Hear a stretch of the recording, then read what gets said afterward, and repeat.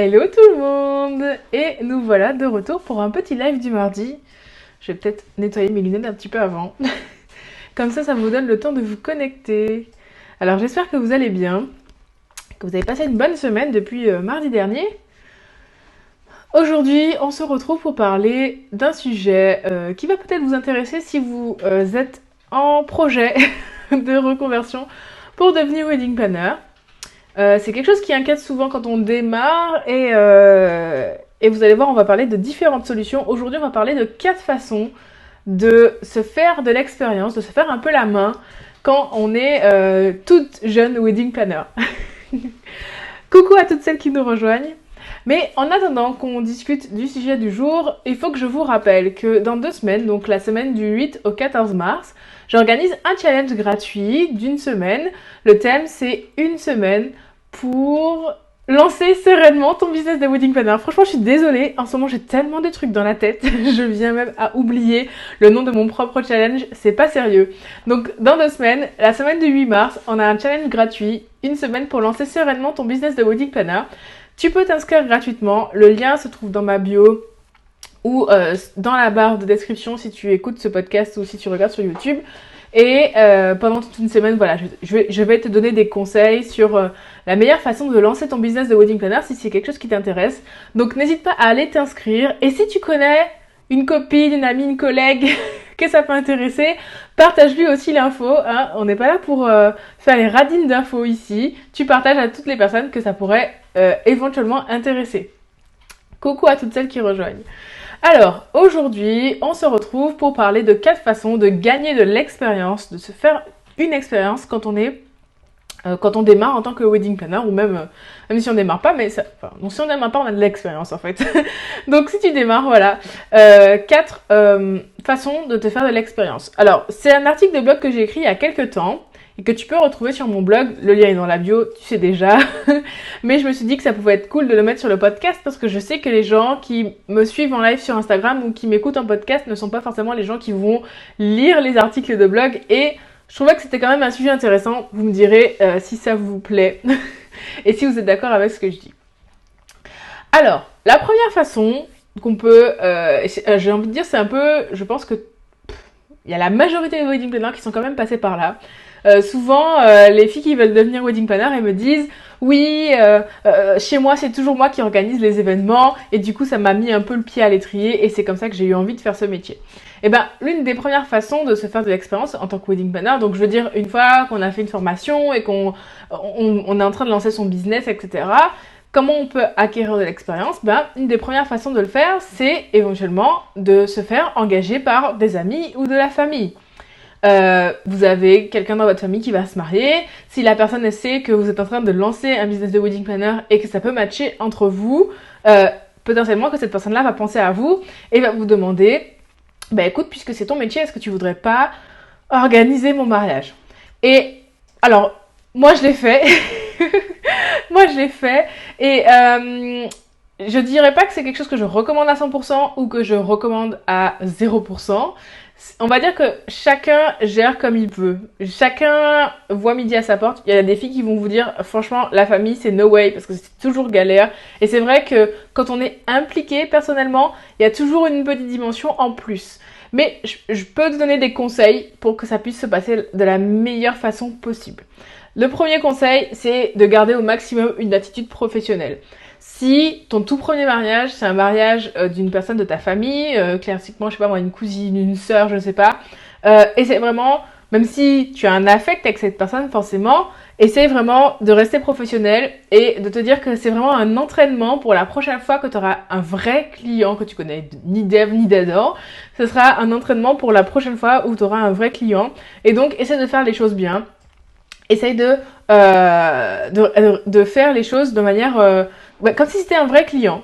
Donc, on reste professionnel. Moi, je te conseille quand même, si tu peux, après c'est à voir avec la personne, de signer un contrat comme avec un vrai client. Parce qu'en plus, on sait jamais comment les choses peuvent tourner. C'est peut-être quelqu'un de très proche de toi et c'est peut-être quelqu'un d'un peu plus éloigné. Tu sais jamais comment les gens sont, on va dire, en vrai, en dehors du cercle familial. tu peux tomber sur quelqu'un qui est hyper pinailleur et tu savais pas du tout que cette personne était comme ça.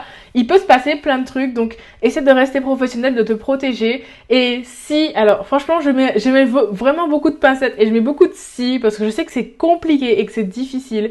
Mais si tu peux arriver à faire comprendre à cette personne que c'est ton métier, que tu vas en vivre et que ce serait cool que tu aies une compensation financière pour tout le travail que tu vas accomplir pour cette personne.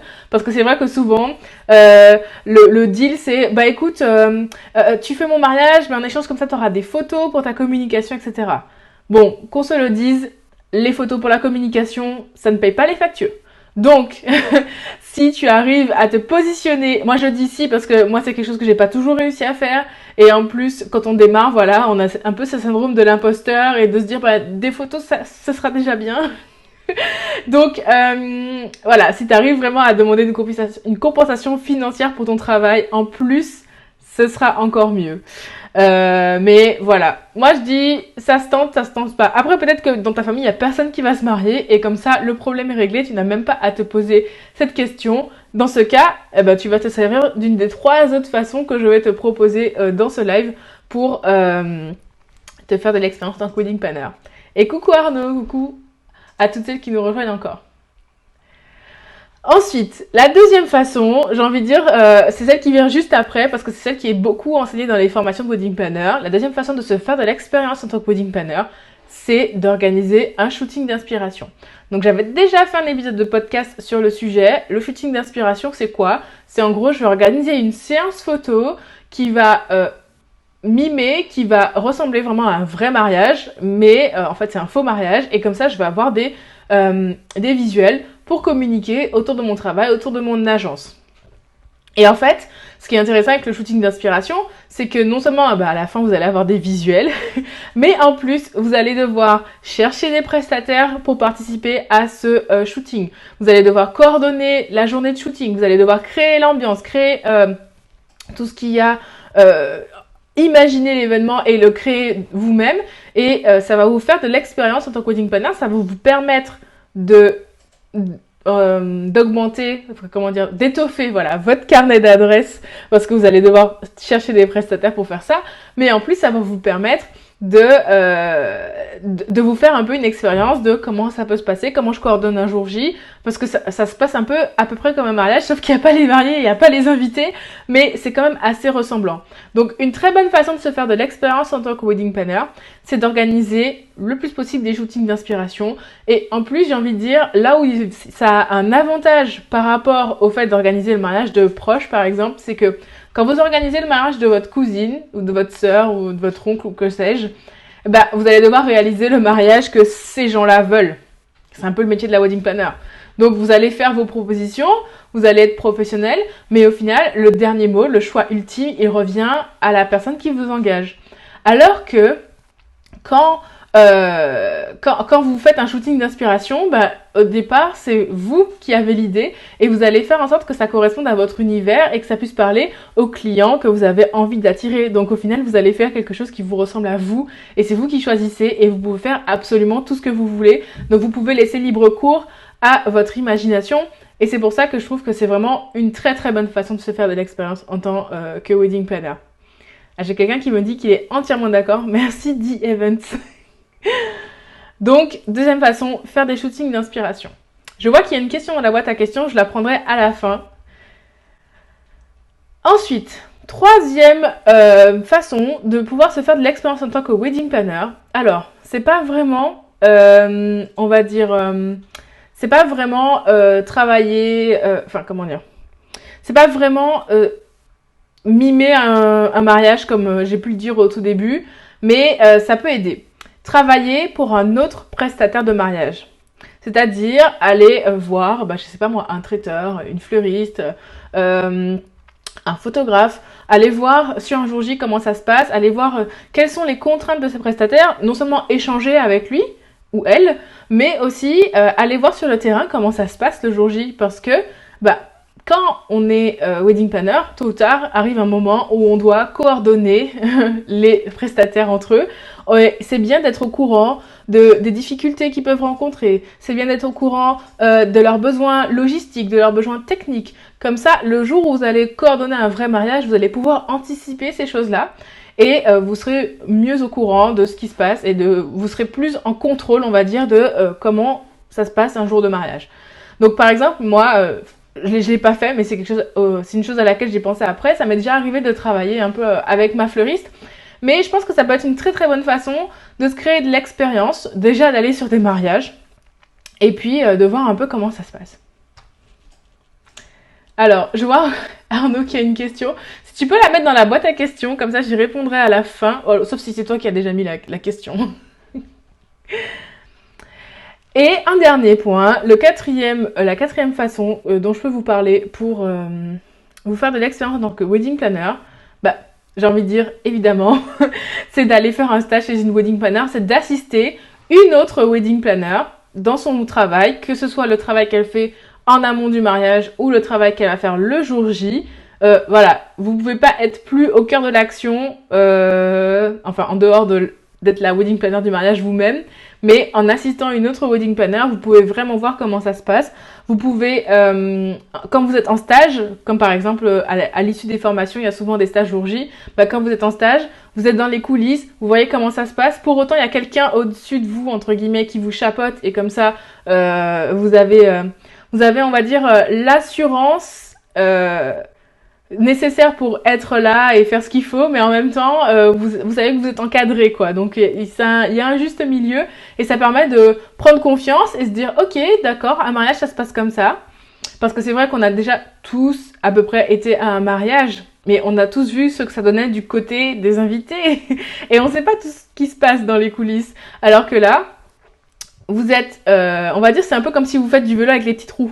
Voilà, je prends mon vélo, je suis assurée, mais j'ai quand même mes petites roues, j'ai ma tutrice qui m'encadre au-dessus, et comme ça je sais que bon voilà, elle va m'expliquer comment ça va se passer. Je prends confiance en moi, et comme ça le jour où j'aurai mes vrais clients, mon mariage à moi, et le jour où ce sera moi qui serai en contrôle de ce jour J, je vais pouvoir faire mon travail correctement. Donc ça, c'était pour les 4 façons d'assister une wedding planner.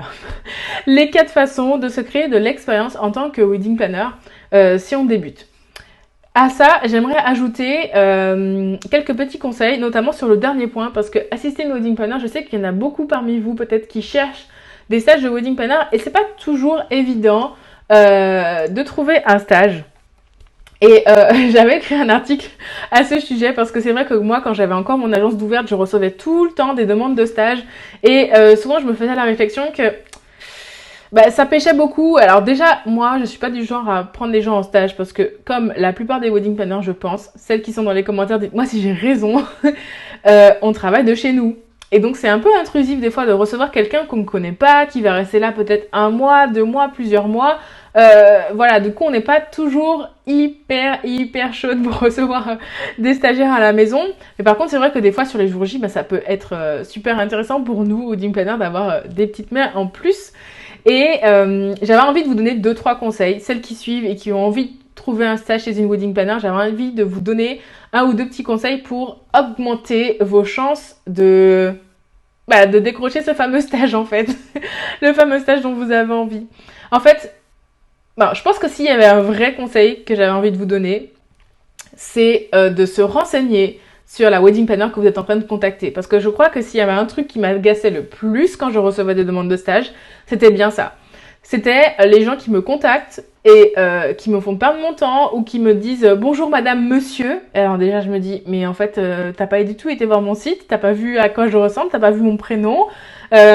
Donc déjà, ça met un malaise. Franchement, quand vous allez postuler pour une offre d'emploi, quand vous envoyez votre CV, je pense que vous faites un minimum attention à la personne à qui vous allez envoyer le CV et vous adaptez votre CV à la boîte à qui vous envoyez votre CV pour être sûr de correspondre et d'être pris.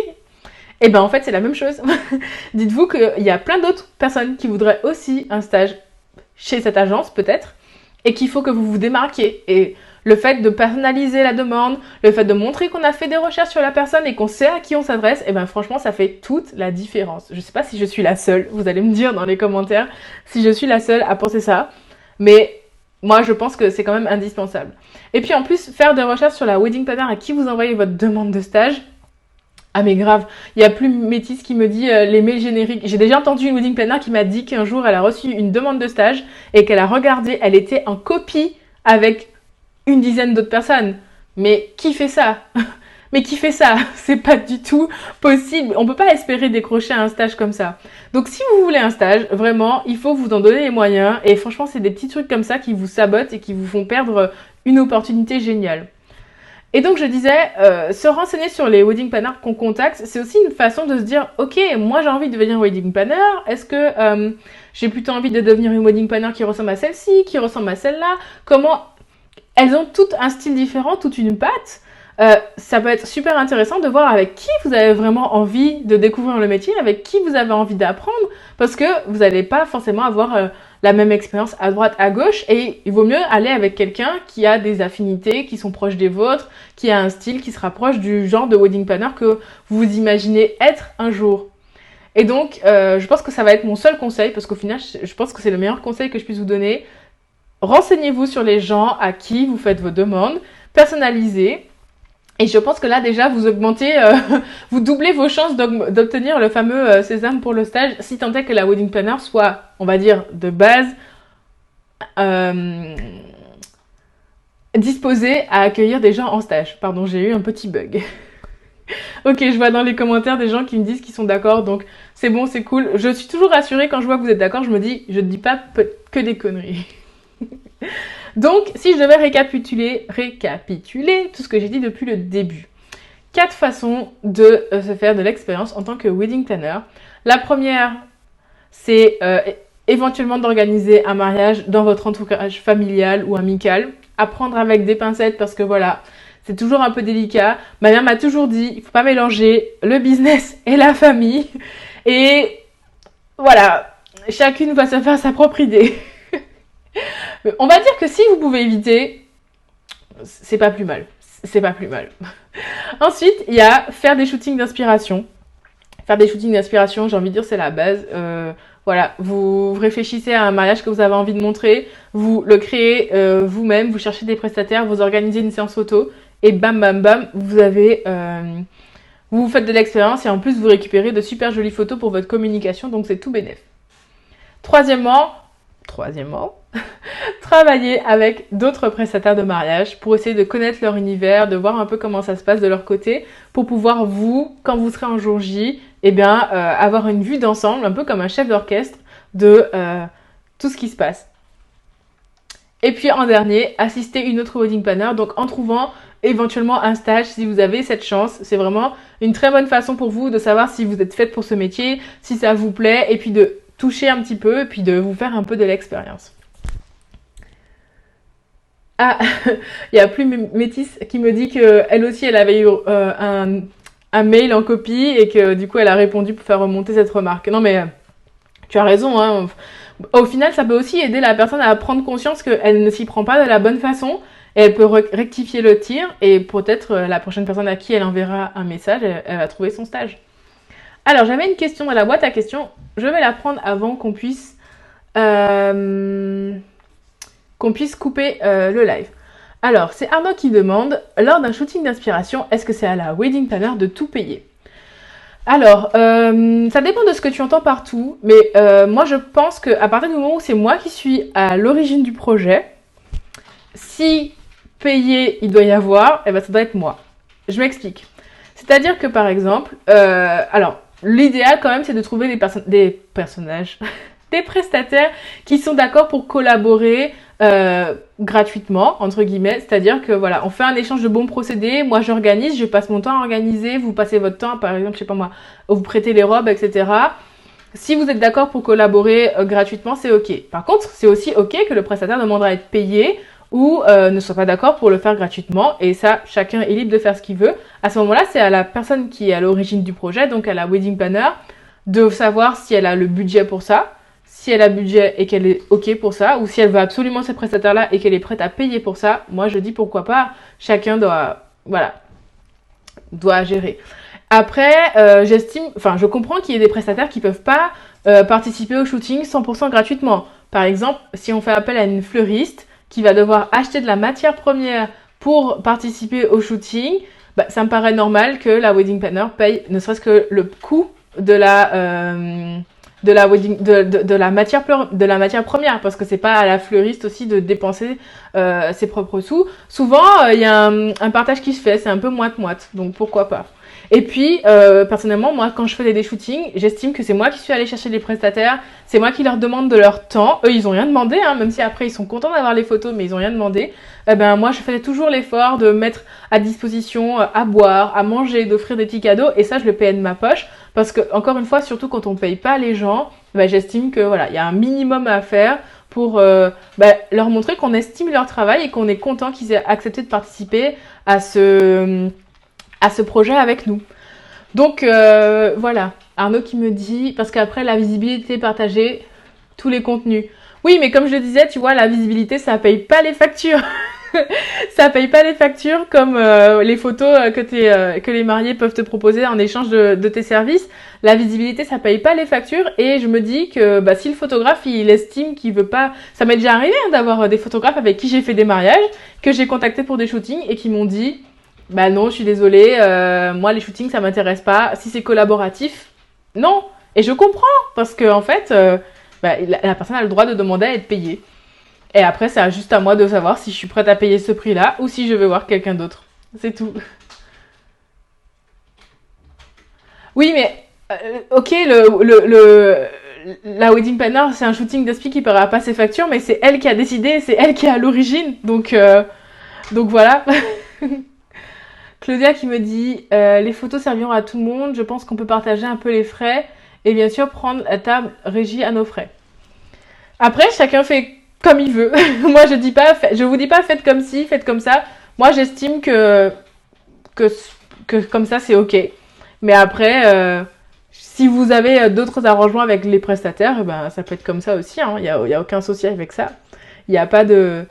Encore une fois, moi, je trouve qu'il y a pas de bonne ou de mauvaise façon de faire. Il y a juste la façon qui correspond à comment on est et avec les gens. Si tout le monde est d'accord, si par exemple la wedding planner elle voit que ok tel prestataire demande à être payé, mais en même temps tu vois, enfin là je commence à aller un peu loin, mais admettons j'organise un shooting d'inspiration et tous les prestataires sont ok pour participer gratuitement, sauf le photographe qui demande à être payé. Moi je me vois pas demander aux autres qui déjà passent leur temps et qui ne sont pas payés, je ne me vois pas leur demander, ben les gars, on va se cotiser à 8 pour payer le photographe qui lui a demandé à être payé, il est plus malin que vous, tu vois. Donc, ouais, il faut doser. Il faut doser. Donc, voilà ce que je pouvais dire sur le sujet. Écoutez, je suis contente que vous ayez été là avec moi. Ça a été un live très enrichissant. Je vois que on a beaucoup échangé. C'était très cool. Moi, je vous dis à la semaine prochaine pour un nouveau live. Et puis, ouais, Nathalie qui dit qu'elle prend un autre. Ben voilà, c'est parce que tu n'es pas prête à payer. Donc, après, voilà, c'est ce que je disais tout à l'heure. On se dit à la semaine prochaine pour un nouveau live. Et puis, moi, je vous dis très très bonne journée. Celles qui sont là et qui ne sont toujours pas inscrites au challenge, n'hésitez pas à aller cliquer dans la bio. Et puis, on se dit à très vite. Ciao, ciao!